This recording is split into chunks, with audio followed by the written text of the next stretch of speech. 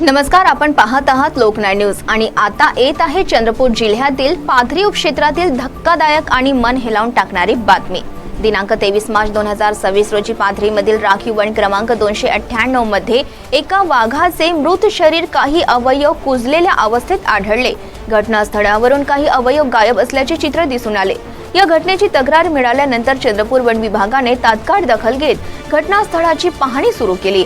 मुख्य वन संरक्षक RM रामानुजम यांच्या मार्गदर्शनाखाली विभागीय वन अधिकारी राजन तलमले, सहाय्यक वन संरक्षक VS तरसे आणि वन परिक्षेत्र अधिकारी विनोद सी धुर्वे यांनी सखोल तपास केला।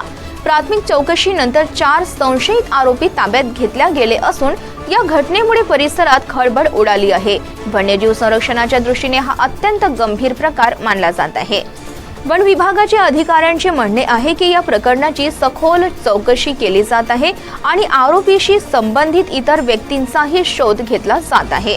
वाघाच्या अवयवांच्या खरेदी विक्रीत आणखी किती जणांचा सहभाग आहे याचा तपास सुरू आहे। वन विभागाची ही कारवाई NTCA, WPSI आणि इतर प्रतिनिधींनी देखील पाहणी व सहकार्य केले आहे, जेणेकरून प्रकरणाची पारदर्शक चौकशी होऊ शकेल।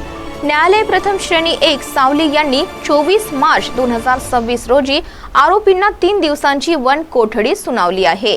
वन विभागाचा संदेश स्पष्ट आहे, या प्रकरणाची चौकशी पूर्ण होईपर्यंत आणि आरोपींचा शोध लागेपर्यंत नागरिकांनी सतर्क राहावे। ही घटना वन्यजीव संरक्षणाच्या दृष्टीने अत्यंत गंभीर असून पाथरीसह आसपासच्या परिसरात वन विभागाच्या ताब्यातील सर्व अधिकारी काम करत आहेत। लोकांनी वन्यजीवांवर नजर ठेवावी आणि कोणत्याही संशयास्पद हालचालींची माहिती तात्काळ वन विभागाला द्यावी। लोकनाय न्यूज पाथरी येथून प्रतिनिधी सुजित भसारकर।